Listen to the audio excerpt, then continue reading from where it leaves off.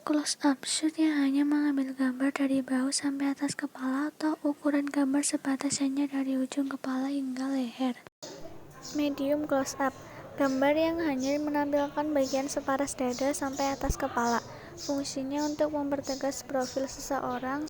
Big close up, pengambilan gambar frame ini hanya sebatas kepala hingga dagu objek. Extreme close-up, shoot yang menampilkan bentuk objek tertentu secara dekat, misalnya mata, hidung, atau telinga, mulut.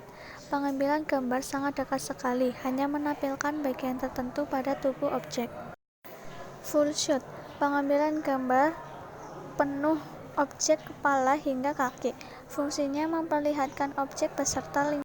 Medium shoot, shoot yang hanya menampilkan sebagian badan dari pinggang sampai atas kepala. Fungsinya memperlihatkan sosok objek secara jelas.